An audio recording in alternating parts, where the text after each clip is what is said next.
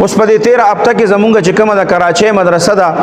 جامعة العلوم الاسلامیه بنوري ټاون دا غینه یو فتوا شیر شو د مفتی منیر شاکر صاحب په باره کې مفتی منیر شاکر صاحب په باره کې اغي ته تقریبا د دې علاقې مفتیان چې څومره وغي وته یو استفتاء کړی و او د چې څومره عقاید دي دا غینه تقریبا 54 عقاید وته لیګلیو په استفتاء کې چې یاره د دې مفتی منیر شاکر صاحب په خپل بیاناتو کې داسي وي نو په دې 13 هفته کې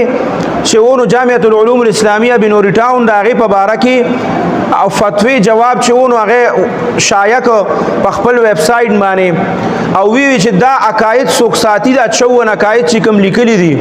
نو دا سړی چې کوم دی دا د اسلام نه خارج دی اغي دا فتوا جاری کړه نو پاغه باندې بیا د ټول ملک چې دینو مفتی ګوهر شاه صاحب اغم په خبرو کړ چې بای د دغه مونږ سره اختلافات چلیدل مفتی ندیم صاحب هغه وی چې ګوره د اختلافات خو مونږ سره چلیدل خو ګوره مونږه د دې په باره کې فتوا نه دا ورکړې چې دا د اسلام نه خارج او دا سره لیکلو کې دا فتوا مونږ نه دا ورکړې نو هغه خبره چې کله ډیره زیاته خوره شو نو بیا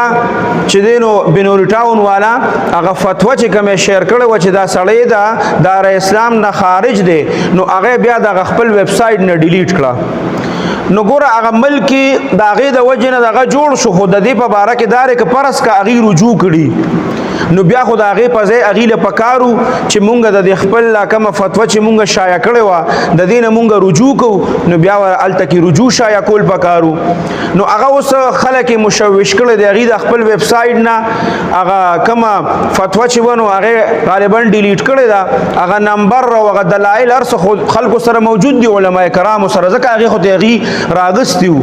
خو هغه هلته نه هغې ډیلیټ کړی نو دقه ځای کې بیا خبره لګه دا خلک مشوش غوندې شي چې دا خو بنوري ټاون په سایټ باندې دا نشته نو بیا لکه دغه ځای کې پکار دا او که چېرې دې رجوع کړي نو بیا دغه ځای کې رجوع پکار و لیکل د هغې په ځای باندې چې یاره د دې باندې یا دا پکار و چې په دې باندې لا نور کار پکار دی او موږ نور تحقیقات شروع کړي دي نور تحقیق کوو نو هغه اوس خلک په دې باندې مشوش دي نو هغې له پکار دي چې د دې په باره کې زر تر زره په هغه خپل سایټ باندې څه جاري کړي چې آیا دغه مونږ د دکې نه یا رجوع کړه یا چې دی نو په دې باندې مزید مونږ تحقیق کو لګیا یو او آینده چې کوم دی نو انشاءالله دا به مونږ عوامو ته شایع کړو